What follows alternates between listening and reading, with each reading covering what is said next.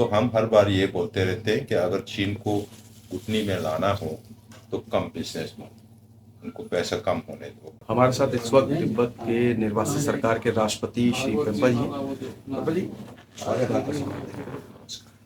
पहला सवाल, ये जो दौरा है इसके पीछे क्या कारण है, क्या है इसके?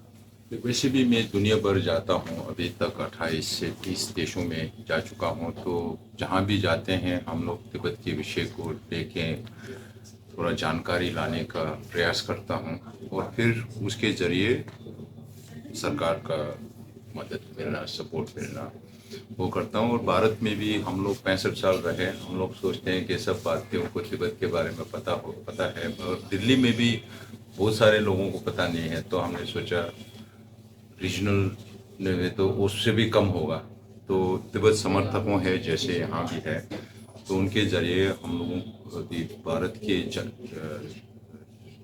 ऑर्डिनरी पब्लिक के अंदर थोड़ा जानकारी लाना तिब्बत के बारे में। अगर तिब्बत को सपोर्ट करना है और तिब्बत के बारे में पता ना हो तो मुश्किल है। तिब्बत जो निर्वासित सरकार है, क्या लगता है कितना जो चीन का दखल है, बार बार यही होता है, सालों से दखल उसी का ही रहता है, उसको लेकर किस तरीके की आप चर्चा हो रही है आज की डेट में, क्या स्थिति है वहाँ की? अब निर्वासित सरकार तो इंडिया में है, चीन का दखल उसी के ऊपर करता है जो वो सोचते हैं कि चलता है। अगर कोई मानेगा नहीं तो वो दखल भी नहीं दे सकता है। पूरे दुनिया में ऐसे है, इसलिए हम हर बार बोलते रहते हैं कि चाइना सिर्फ स्ट्रेंथ को रेस्पेक्ट करते हैं, वीकनेस को नहीं।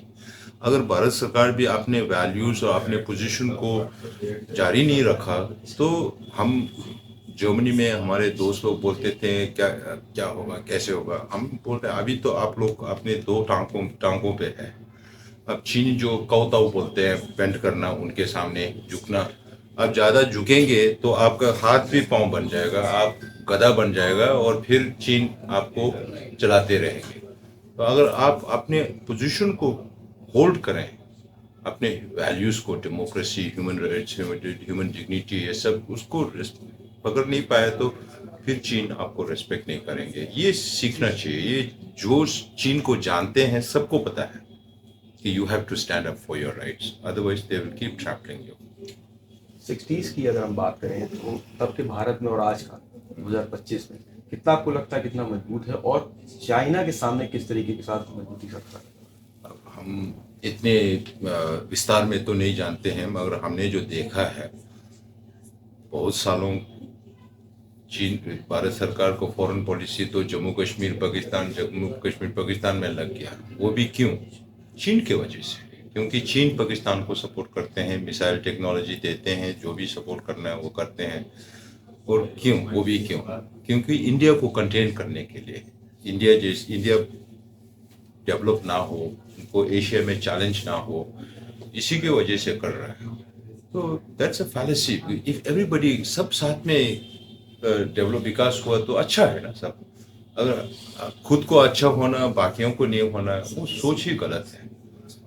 नेबर्स होने के नाते तो बीच में ट्रस्ट नहीं होता है, एक दूसरे को विश्वास नहीं होता है। चीन का सोच ही ऐसे है कि वो लोग बहुत सस्पिशियस है, और हमको भी जब बात करते हैं तो उनके दिमाग में जो चलता है कि वो ये लोग ये कर सकते हैं, वही सवाल पूछेंगे। ये नहीं है कि हम लोग ये सोच रहे हैं। तो इनका जैसे स्नेक का होता है दो दो, तो वही होता है, एक बोलते हैं कुछ और करते हैं, तो विश्वास पाना बहुत मुश्किल है। एक तो सवाल बार बार ये आता है, दलाई लामा को लेकर हमेशा से चर्चा रहती है, चाइना अपना दावा ठोकता रहता है, भारत में उनका लंबा समय से उनका वो भारत को लेकर बहुत पॉजिटिव है, उसको लेकर आज की डेट में क्या स्थिति है? अब परम पूज्य जी को पिछले बहुत सालों में बहुत सारा सवाल पूछा गया।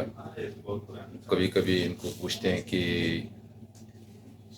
नेक्स्ट दलाई लामा औरत हो सकता है, नहीं है? तो परम पूज्य बोलते क्यों नहीं, क्योंकि माँ जो है उनके पास नेचुरल करुणा है। तो कभी कभी पूछते हैं कि एमिनेशन हो सकता है, कि एमिनेशन मतलब आपके देहांत होने से पहले किसी और को सक्सेसर मानना, वो भी हो सकता है बोला। कभी कभी सोचता है अब इस दलाई लामा ने कुछ अच्छा काम किया है दुनिया में, तो it's good to end on a high note, ये दलाई लामा लास्ट भी हो सकता है।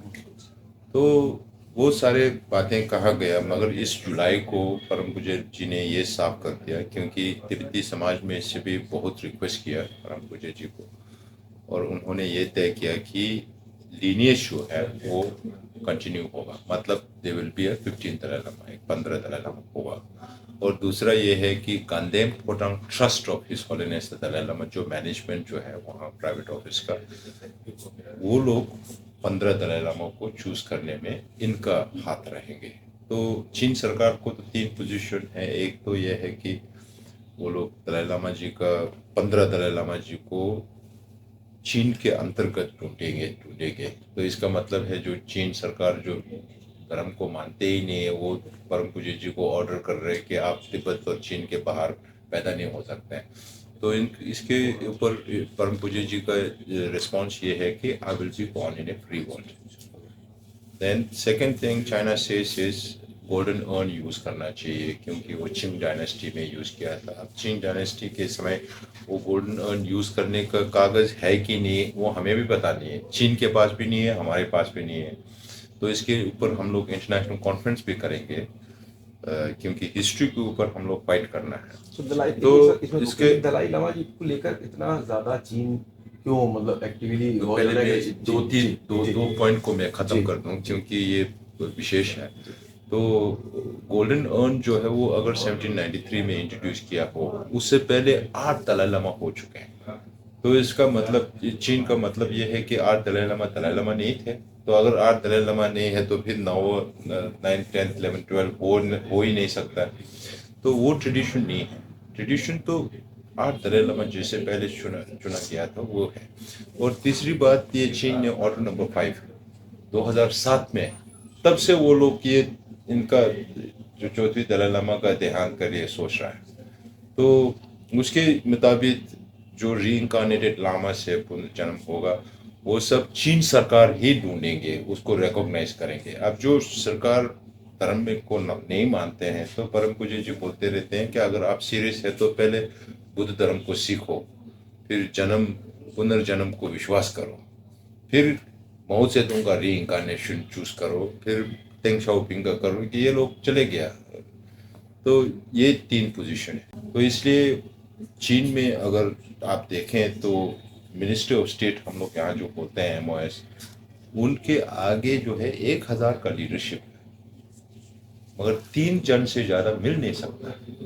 पोलिट ब्यूरो में 7 आदमी हैं, 7 आदमी एक दूसरे के साथ खाना भी नहीं खाते, क्योंकि अगर कल कुछ हो गया सरकार को तो इन लोगों को ब्लेम हो जाएगा।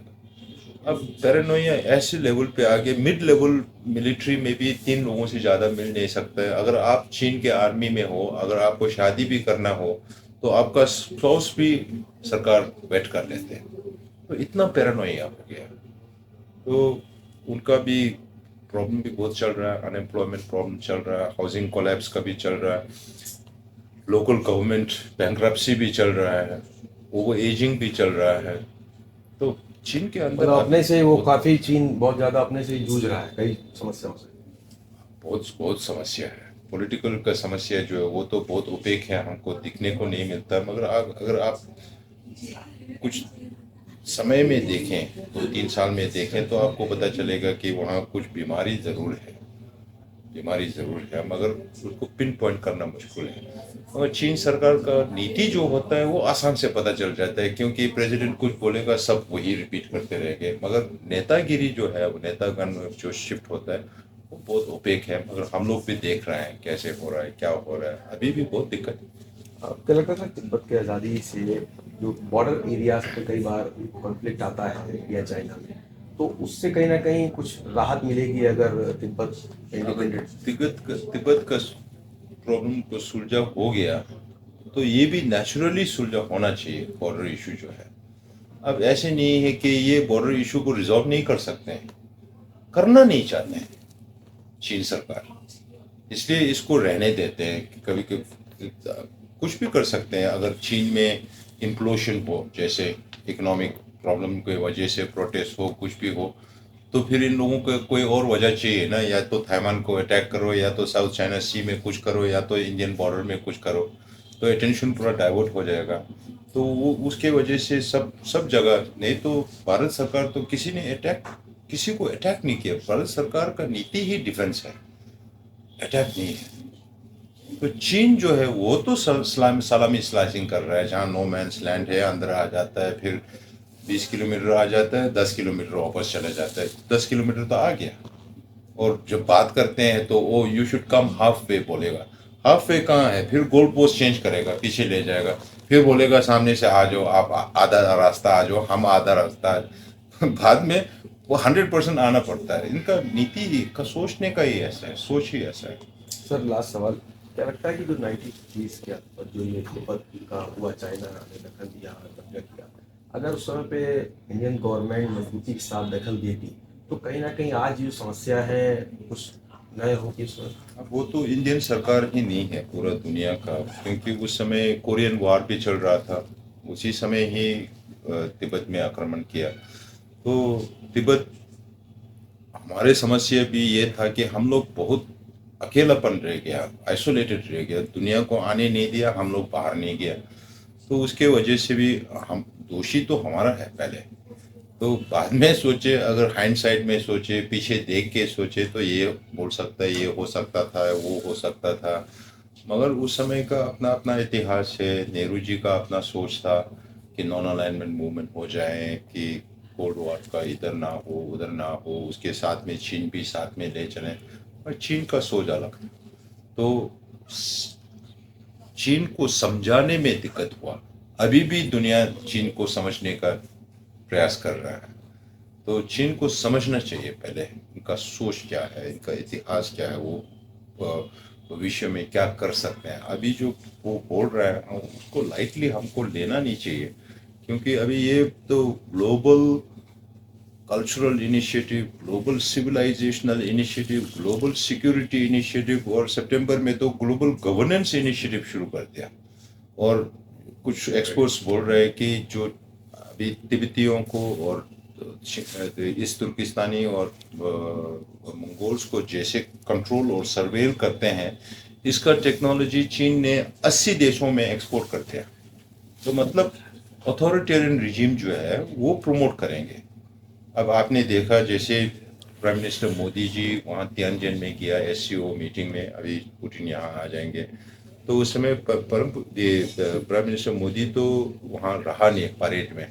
परेड में देखो कौन कौन है, पुतिन है, किम जोंग उन है, शी जिनपिंग है, लुकाशेंको है, ईरान का है, सब दुनिया का अच्छा लोग पूरा साथ में आ गया। अब यही तो दिक्कत है ना, डेमोक्रेसी साथ में न्याय आए, अथॉरिटेरियन सब साथ में चले, और डेमोक्रेसी लोग अथॉरिटेरियन को बिजनेस देते रहे, और बिजनेस दे के वो पैसा कमाते हैं, वो वही पैसा डेमोक्रेसी के ऊपर यूज करते हैं, स्पेस टेक्नोलॉजी में, रोबोटिक्स में, आर्टिफिशियल इंटेलिजेंस में, डुअल यूज टेक्नोलॉजी में, बेल्ट एंड रोड इनिशिएटिव में, फिर पूरा डेड इकोनॉमीज खड़ा करके अब जब पैसा वापस नहीं कर पाए तो फिर जगह ले जाता है ना, जैसे सियानोक्विल में हुआ कंबोडिया में, क्योंकि 40% डेट में है चाहे चीन के साथ। कोको आइलैंड तो पहले से ले गया, अब हम्बन तोता भी ले गया श्रीलंका में, अब मालदीव्स का भी म्यूजिक का प्रॉब्लम हुआ था, फिर ग्वादर का पोर्ट ले लिया। अब China economic, China Pakistan economic और ये 60 बिलियन का जो प्रोजेक्ट है, अभी पाकिस्तान मिनिस्टर भी चिल्लाने लगा कि उनका लाभ नहीं होता है। तो मगर चीन को वो पूरा अरेबियन सी को एक्सेस देता है ग्वादर पोर्ट की वजह से। अब ईरान के साथ जिबूती में भी ले लिया, वहाँ तो मिलिट्री बेस भी हो सकता है अगर सेंट्रल मेडिटेरियन में वार हुआ तो। मिडिल ईस्ट के साथ, पोर्टुगल के साथ, ग्रीस के साथ, हैम्बर्ग पोर्ट भी थोड़ा ले लिया। तो चीन का जो नीति है वो अफगानिस्तान में, अफ्रीका में भी, लैटिन अमेरिका में भी पूरा बेल्ट एंड रोड इनिशिएटिव में ट्रेड इकोनॉमीज क्रिएट करते हैं। फिर they become dependent on China. जब पैसा वापस नहीं कर पाए तो फिर क्या करेंगे? तो जो सब चीन का नीति समझना चाहिए, का सोच समझना चाहिए, क्या कर रहे हैं, क्या नहीं कर रहे, क्या कर पाएंगे, क्या नहीं कर पाएंगे। तो हम हर बार ये बोलते रहते हैं कि अगर चीन को घुटनी में लाना हो तो कम बिजनेस में, उनको पैसा कम होने दो। तो पैसा कम हुआ तो फिर मिलिट्री में भी इतना खर्च नहीं कर पाएंगे, पॉलिटिकल इन्फ्लुएंस भी कम हो जाएगा। जब तक इनके पास $1 ट्रिलियन का फॉरेन एक्सचेंज रिजर्व है, तब तक ये लोग एंजॉय करते रहेंगे और हम लोग दोषी हैं। इसलिए हम कोई किसी ने हमको बोला वो ड्रैगन आजकल हमको फाइट करते हैं, तो मैंने बोला ड्रैगन एक बार तो बहुत कमज़ोर था, किसने ड्रैगन को इतना मजबूत बना दिया? यूएस ने बना दिया। ज़्यादा किताब पढ़ने का ज़रूरत नहीं है, एक किताब पढ़ो, किसिंजर और चाइना, समझ जाएंगे। ईयू का इन्वेस्टमेंट, जापान का इन्वेस्टमेंट, ताइवान का इन्वेस्टमेंट, इन सब ने चाइना को और टेक्नोलॉजी चोरी करके भी या लीगली ला के, इसकी वजह से अभी चीन इतना, अभी जानते हुए कि ये लोग आपको फाइट कर रहा है, काट रहा है, जानते हुए आप इसको खिलाएगा तो फिर किसका दोष है? ये भी तो समझना है ना। तो डेमोक्रेसी अगर स्ट्रेंथन करना है तो अथॉरिटेरियन को थोड़ा नीचे करना है, तो बिजनेस में भी देखना, आजकल सिर्फ पॉलिटिक्स में नहीं चलता है, बिजनेस सिक्योरिटी इश्यूज बहुत सारे होते हैं। तो we have to be holistic, सबको देख के सोच के फिर करना है और सच के पीछे खड़ा होना है। अगर सच देखे सामने देख रहा है फिर भी आप नहीं मानते हैं और सच को सपोर्ट नहीं करते हैं, फिर दुनिया कहाँ से कहाँ पहुंच जाएगा पता नहीं। शुक्रिया। तो आपने सुना तिब्बत के निर्वासित राष्ट्रपति को जितेश्वरी संवाद।